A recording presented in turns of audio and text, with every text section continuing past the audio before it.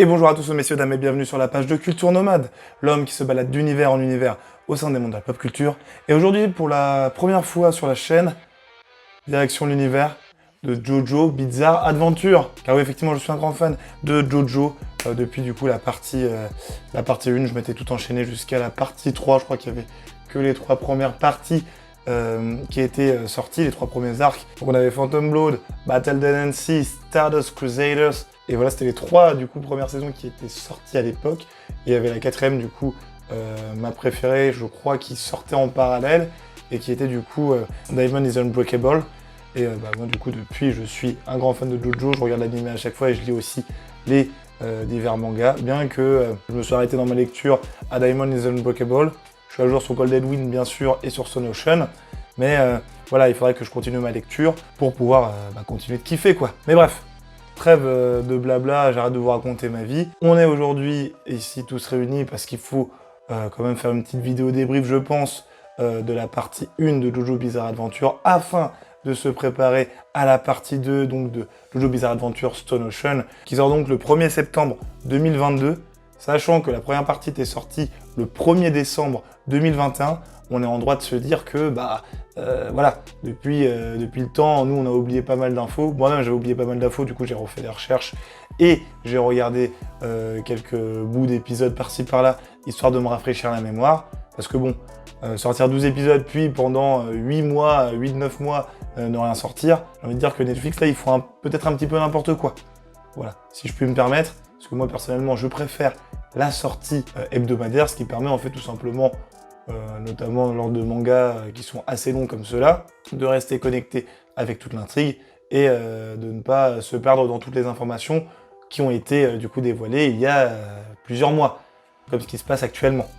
Mais bref, donc vous êtes ici dans cette vidéo donc pour avoir les clés en main pour pouvoir commencer la partie 2 de Jojo Bizarre Adventure Stone Ocean. Et du coup, quoi de mieux pour commencer ce type de vidéo qu'un petit résumé. Donc là, c'est le résumé de Netflix, bien entendu. 2011, Floride, États-Unis. Jolene Cujo et son petit ami sont impliqués dans un accident de voiture qui coûte la vie à un piéton. Reconnu seul coupable du meurtre, Jojo est condamné à 15 ans de prison, mais pourra-t-elle un jour en sortir? L'ultime combat entre la famille Joestar et Dio commence. Voilà donc le petit synopsis qui avait été dévoilé pour la partie 1.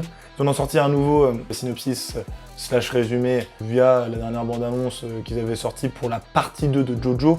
Mais bon, elle racontait tellement de choses que je préférais du coup passer outre pour pouvoir en fait tout simplement vous rappeler les points les plus importants à retenir avant de commencer cette partie 2. Donc ce qu'il faut savoir avant toute chose est que cette partie 2 comportera donc elle aussi 12 épisodes, de l'épisode 13 à l'épisode 24. Enfin, cette partie 2 ne va pas clôturer l'arc Stone Ocean, donc on aura toujours 12 épisodes à regarder, ce qui n'est pas plus mal, jusqu'à ce que la partie 3 sorte, donc possiblement l'année prochaine, ou en fin d'année prochaine, enfin bon, c'est Netflix qui gère, ils font comme ils veulent, malheureusement. Donc avant tout, ce qu'il faut retenir, vous voyez, j'ai mes petites tablettes pour mes petites notes, ne m'en tenez pas rigueur, cela sera plus simple pour vous expliquer tout ce qui s'est passé dans cette partie 1. Donc comme vous l'aurez compris avec le résumé, c'est que Jolene Cujo, qui est du coup la fille de Jotaro Kujo, a été envoyée en prison. Elle a eu un accident avec son copain et au final on lui a fait porter le chapeau alors qu'elle n'avait quasiment rien fait sur cette affaire. On découvrira plus tard que du coup c'est l'antagoniste principal qui avait fomenté tout cela à l'aide d'un autre antagoniste, donc l'antagoniste principal qui n'est autre que le détenteur du système de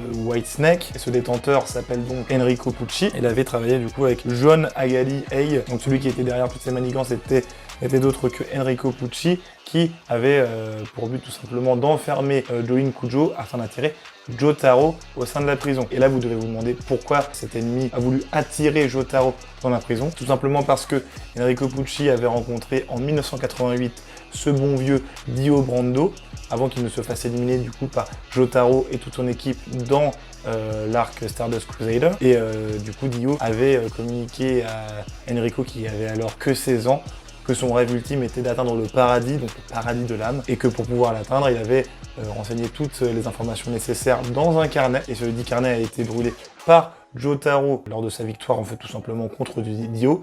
Il avait brûlé du coup le carnet, mais bien entendu avant de le détruire ce carnet, Jotaro l'a lu, et donc il a en mémoire en fait toutes les informations qui sont disponibles dans ce carnet. Et il faut savoir donc que Enrico Pucci, avec son stand Whitesnake, a la possibilité de récupérer la mémoire de personnes qu'il cible, aussi capturer le stand afin de les enfermer du coup dans des disques. Donc lui il récupère plusieurs disques auprès de plusieurs personnages, et il arrive donc, bien entendu, à récupérer ces 2 disques au sein du corps de Jotaro, et il est donc en possession donc, de la mémoire de Jotaro et de son stand. Bien que le disque du stand ait été récupéré plus tard par Jolyne, qu'elle aura ensuite envoyé à la fondation Speedwagon, pour que cette fondation puisse l'insérer au sein de Jotaro, et qu'il puisse du coup survivre. Car sans ces disques-là, Jotaro est au bord de la mort, et il est plus que nécessaire qu'il récupère les 2 disques pour redevenir lui-même, et ainsi continuer à vivre. Concernant Jolyne, au début de l'arc, elle n'avait pas du coup de stand, mais elle a réussi à en obtenir un par le biais d'un pendentif qui avait été envoyé. Alors attention, c'est peut-être un petit peu compliqué, parce qu'au final, c'est son père qui a donné du coup le pendentif à sa mère, et sa mère devait le donner à Jolyne si elle était dans une situation désespérée, ce qui s'est passé lorsqu'elle a été envoyée du coup en prison, et c'est donc l'avocat de Jolyne qui lui a donné le pendentif. Et dans ce pendentif, il s'avère qu'il se trouvait un morceau de la flèche, donc la fameuse flèche qui permet de donner des stuns à ceux qui peuvent en avoir, tout simplement. Et donc elle se fait couper par ce pendentif et obtient du coup Stone Free, qui est du coup son stand. Ce stand qui est super fort au close combat, un peu à l'image de Star Platinum, le stand de Jotaro Kujo. Elle a aussi la capacité du coup de s'effiler, de se transformer en fil en partie. Et donc voilà, c'est pour les petites informations côté pouvoir. Et on suit donc les aventures de Jolyne au sein de la prison, dans sa quête pour récupérer donc les 2 disques. Elle en a récupéré un, comme je vous l'ai dit, celui du stand de son père. Elle essaie donc de découvrir qui est le détenteur du stand White Snake, qui est autre donc qu'Enrico Pucci. Voilà, elle essaye de tout simplement sauver son père, c'est pour cela qu'elle reste en prison. Elle avait la possibilité de s'évader lorsque Jotaro est arrivé pour du coup l'aider à s'évader. Autre information plutôt importante, il y avait eu du coup à la fin de l'épisode 12 de Jojo partie 6, une scène post-générique où Enrico Pucci échangeait avec un homme prénommé Sports Maximum, et il lui demandait tout simplement de faire quelque chose avec un os de Dio.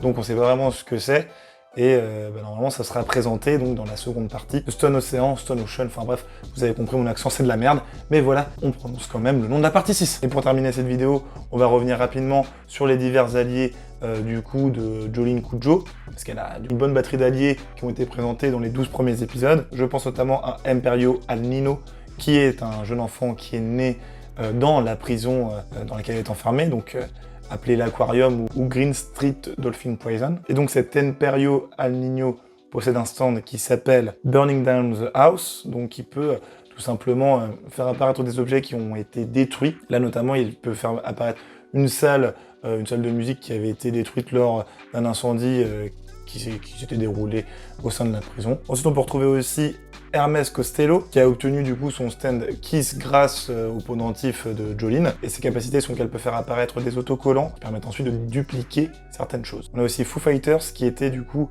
un ennemi de Jolyne avant toute chose, et qui est devenu du coup ensuite une alliée. Donc c'est un personnage assez particulier car c'est un amoncellement de plancton. C'est le seul stand qui a fusionné avec son détenteur du coup, enfin les deux sont indissociables, donc ses capacités sont de prendre le contrôle de certaines personnes comme il l'entend.